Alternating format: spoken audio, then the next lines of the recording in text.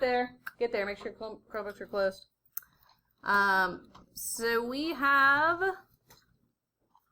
This is just an example of solving a systems of equations. We're going to use substitution. Why are we using substitution? Because it lends really well to the way the project is set up, and that's how you're going to solve it on the project. So when you show your work, I'm going to be looking for solving using substitution. We have, this one is just solved out for you step by step. We're not really going to talk about this a ton, but if you are struggling with solving by substitution, this has some words written out. It's helpful, look at it. Let's look at this first equation right here. So what are we doing when we are solving using substitution? First of all, what is systems of equation? What are you trying to do here? You have two equations, and both of these equations, when you graph them, they are going to intersect at a point. That point that they intersect at is going to be like the value for x and the value for y. So what we're going to do is solve for x and solve for y, and that will give us the point where these two lines intersect. So the reason why this is important on the project is because on the project you're going to be solving for those different lines, like the median, the medians, the altitudes, the perpendicular bisectors. You're going to have those equations of lines that you will have solved for, and then you're going to pick two of them, use systems to figure out where they intersect, because all three of the lines intersect at the same point. That point are things like the centroid, the circumcenter, the orthocenter that we talked about. So you are going to use systems to find those points. So that's why we're doing this.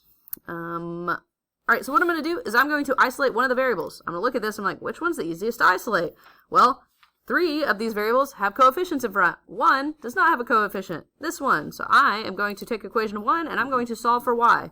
In order to do that, I'm going to move this negative 3x over to the other side of the equation. So y, when I solve it, will be positive 3x plus 9. How did I do that? I just took this and moved it to the other side of the equation. So the value had to change, or the sign had to change.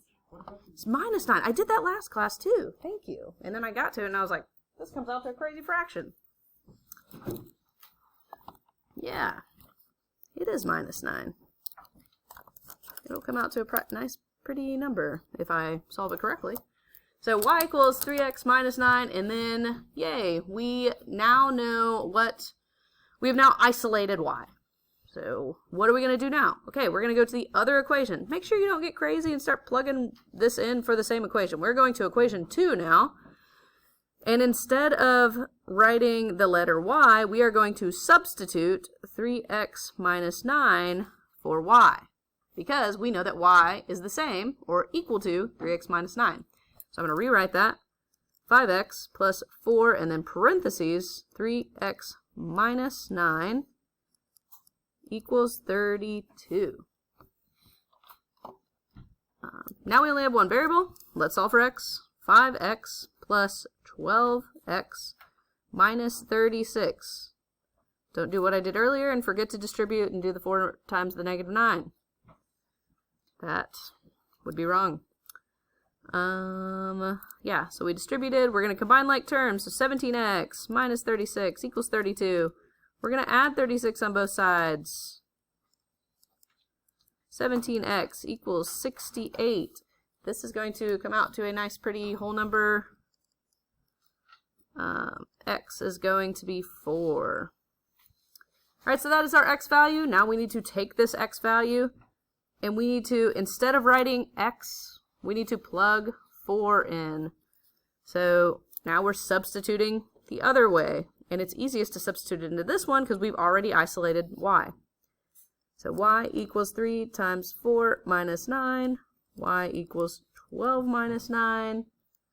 Y equals 3. So we have now found our point.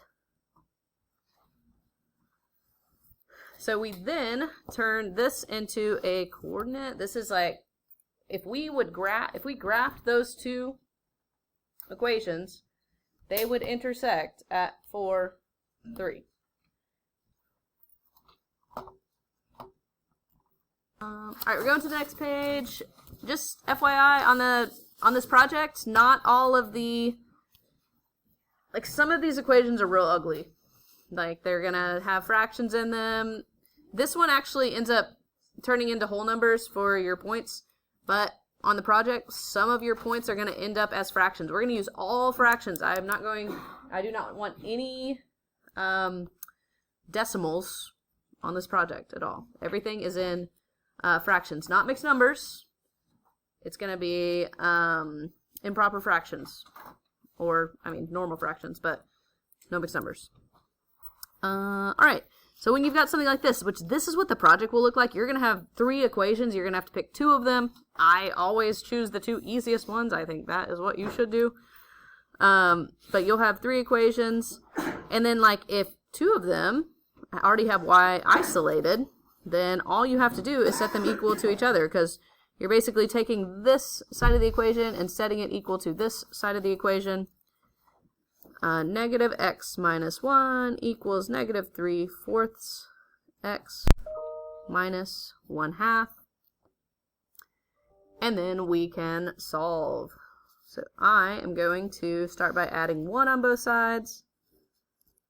Negative x equals negative 3/4 x plus 1/2. So if somebody owes me 50 cents and gives me $1, then I owe them 50 cents, I guess, is a way to look at it. Or you could just do the math in your head.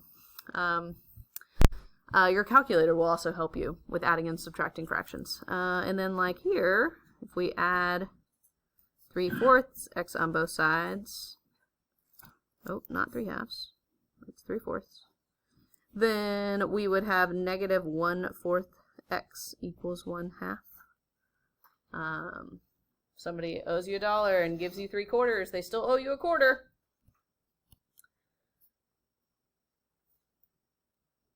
Alright, and then in order to get rid of this fraction, you would divide by negative 1/4. When you divide by a fraction, that's the same as multiplying by its reciprocal. So really, it's like you're multiplying by negative 4 on both sides, and that is going to get rid of this fraction. So multiply by negative 4, which is the same as multiplying by negative 4 over 1. So if you would prefer to write this as negative 4 over 1, it's the same thing. But that would make this a positive x, because we've got negative times a negative. And then this over here becomes negative 4/2, which simplifies to negative 2, and that is our x value. So this ends up becoming a pretty whole number. Not all of them will end up as whole numbers on this project that you guys are going to do next week. But then what we need to do is we need to take this negative 2 and we need to plug it in for x. I'm going to choose this one because I don't want to deal with those fractions. You can choose either one and you would get the same answer.